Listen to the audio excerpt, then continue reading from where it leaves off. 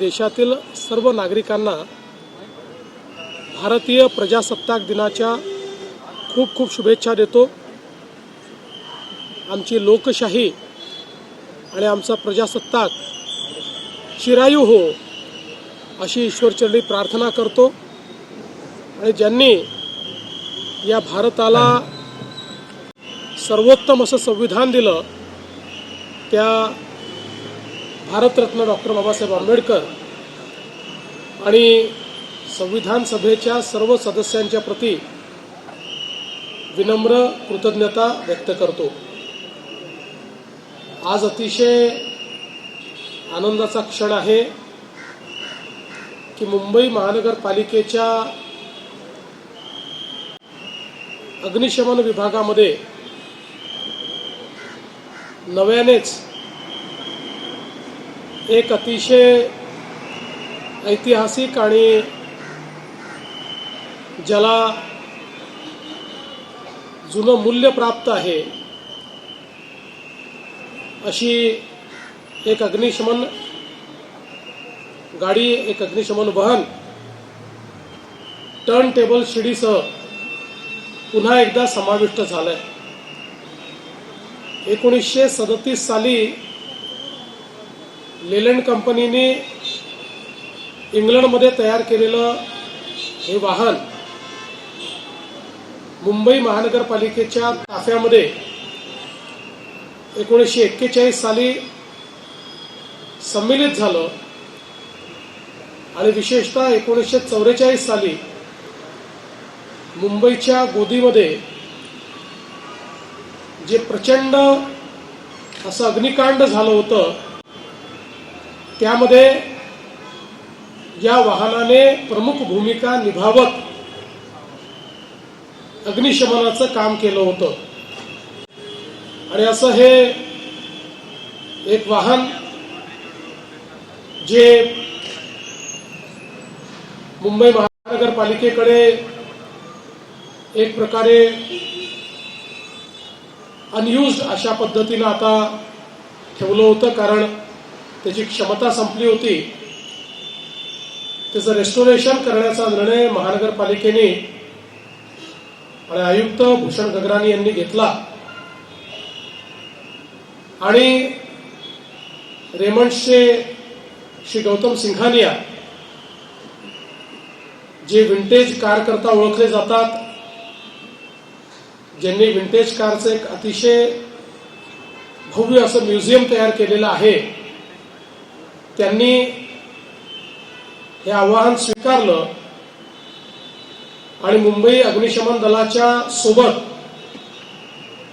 कार्य करत 1937चं हे वाहन पुन्हा सुस्थितीत आणलं आणि आज ते उपयोगात येऊ शकेल अशा पद्धतीनं त्याचं संपूर्ण रेस्टोरेशन करण्यात आलेलं आहे। 1937 साली टर्न टेबल पद्धतीची शिडी हे कदाचित त्यावेळचं तंत्रज्ञानाचं एक अभूतपूर्व अशा प्रकारचा आविष्कार असेल, तो आज पुन्हा एकदा नव्या स्वरूपात आपल्या समोर सामील झालेला आहे। मुंबई महानगरपालिका आणि अग्निशमन दल हे देशातच नाही तर जगातलं एक अत्यंत आधुनिक अशा प्रकारचं दल म्हणून प्रसिद्ध आहे। कुठल्याही आपत्तीच्या वेळी वेळेवर पोहोचणे आणि उत्तम अशा प्रकारचं कार्य त्या ठिकाणी करणे। अनेक वेळा आपण बघितलं की अग्निशमन दलाच्या अधिकाऱ्यांनी, जवानांनी आपल्या जीवाचं बलिदान करून देखील मुंबईतल्या नागरिकांना वाचवण्याचं काम केलेलं आहे।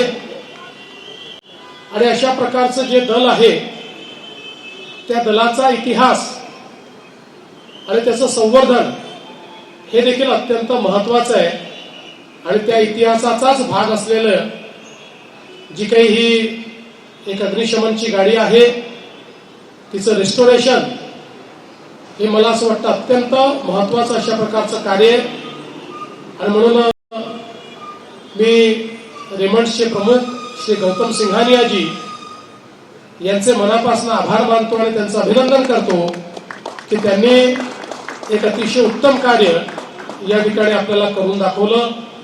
बृहन्मुंबई महानगरपालिकेचे आयुक्त भूषण गगराणी, अग्निशमन विभागाचे आपले प्रमुख, आपले सर्व वरिष्ठ अधिकारी यांचंही मनापासून मी अभिनंदन करतो.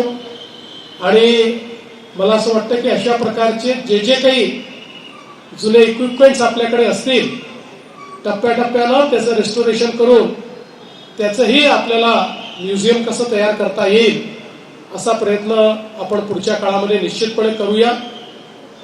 आज त्यासोबत पद्मश्री मिळालेल्या श्रीमती डॉक्टर फर्नांडिस यांचंही आपण स्वागत केलेलं आहे. त्यांनी केलेलं कार्य, त्यांचं रुग्ण आणि समाजसेवेचं कार्य हे इतकं चांगल्या प्रकारचं आणि अखंडित राहिलंय की भारत सरकारने कालच त्यांना पद्मश्री दिली. आणि म्हणून आज महानगरपालिकेच्या माध्यमातून त्यांचंही आपण अभिनंदन केलेलं आहे. मी त्यांनाही मनापासून शुभेच्छा देतो, त्यांच्या पुढच्या कार्याला शुभेच्छा देतो. आणि या टर्न टेबल शिडीच्या या नव्याने लोकार्पण कार्यक्रमामध्ये मला निमंत्रित केलं त्याबद्दल बृहन्मुंबई महानगरपालिकेचे आभार मानून मी माझे 2 शब्द संपवतो. धन्यवाद. देवेंद्र जी, आज टर्न टेबल सीढ़ी का जिस तरीके से लोकार्पण किया है कितनी इम्पोर्टेंट, और 2008 में जब आतंकी हमले में एसपीजी को आने, एनएसजी को आने में देरी हुई थी, उस समय में भी फायर ब्रिगेड के कर्मचारियों ने वहाँ पर काफ़ी जान बचाई. आज मुझे बहुत खुशी है कि हमारी बृहन्मुंबई महानगरपालिका का जो अग्निशमन विभाग है, फायर ब्रिगेड विभाग है, इस विभाग ने 1937 में जो एक टर्न टेबल इस प्रकार की फायर फाइटिंग की एक गाड़ी जो तैयार हुई थी, इंग्लैंड में लेरेंड कंपनी ने उसको तैयार किया था. और 1941 में ये फायर ब्रिगेड की गाड़ी बृहन्मुंबई महानगरपालिका के फ्लीट में दाखिल हुई थी. 1944 में जो गोदी में सबसे बड़ा अग्निकांड हुआ था, उस समय इसी फायर ब्रिगेड की गाड़ी के माध्यम से वहां पर आग पर काबू पाया गया था और इसने बहुत अहम भूमिका उस समय निभाई थी. कुछ काल के बाद नई टेक्नोलॉजी के आने के बाद, नई प्रकार की गाड़ियां आने के बाद इसके कार्य को विराम दिया गया था. लेकिन इतने वर्षों के बाद महानगरपालिका के आयुक्त श्री भूषण गगरानी और फायर ब्रिगेड विभाग ने इसके रेस्टोरेशन का निर्णय किया. और रेमंड्स कंपनी के मालिक श्री गौतम सिंघानिया जी, जिनको विंटेज कार रेस्टोरेशन के लिए और विंटेज कार म्यूजियम के लिए जाना जाता है, उन्होंने इस जिम्मेवारी को स्वीकारा और बहुत अच्छे तरीके से इस 1937 की फायर फाइटिंग के लिए उपयुक्त ऐसी गाड़ी का संपूर्ण रेस्टोरेशन किया. और आज फिर एक बार सेरेमोनियसली हमारी मुंबई महानगरपालिका की फायर फाइटिंग फ्लीट में उसको शामिल किया जाता है. मैं ऐसा मानता हूं कि बृहन्मुंबई महानगरपालिका का फायर फाइटिंग विभाग ये देश में और दुनिया में अपने कार्य के लिए जाना जाता है. और कई ऐतिहासिक पलों पर अपनी जान पर खेलकर भी और कई बार तो बलिदान देते हुए मुंबईकरों को अग्नि के तांडव से बचाने का काम ये हमारे इस फायर ब्रिगेड ने किया है. और इसी इतिहास को जतन करने के लिए मैं ऐसा मानता हूं कि आज का एक कदम बहुत महत्वपूर्ण है कि इस इतिहास का साक्षी ऐसी इस गाड़ी को रिस्टोर किया गया है। मैं महानगर पालिका को बहुत बहुत शुभकामनाएं देता हूं। पद्म पुरस्कार महापालिकेवर भाजपने विजय मिळाल्यानंतर तुम्ही पहिल्यांदा आलाय, महापौर इथे कधी येणार आहे? कारण की तुम्ही गावसला तर त्यामुळे हा विषय थांबला असं म्हणतात. आणि दुसरं की भगतसिंग कोश्यारी यांना जे पद्म पुरस्कार दिलाय त्याच्यावर तो राजकीय आरोप फार मोठ्या प्रमाणामध्ये होतात.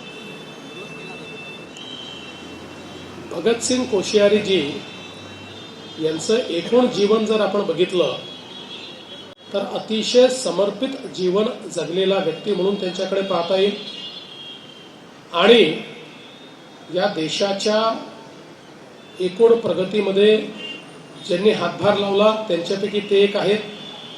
आणि त्यांनी केलेलं सर्वात महत्त्वाचं कार्य म्हणजे आपल्या सेनेकरता 1 रँक 1 पेन्शन जी सेनेची मागणी होती,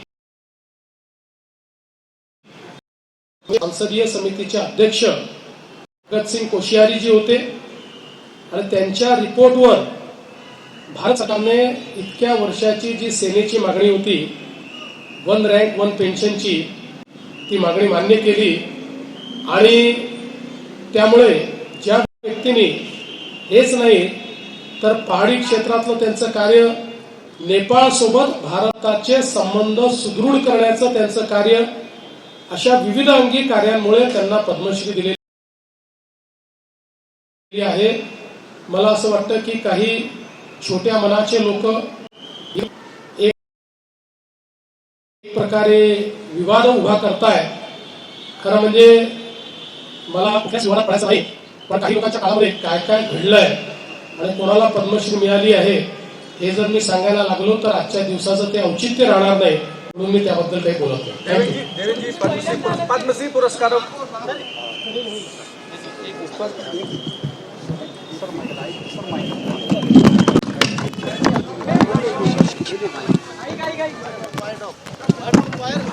एबीबी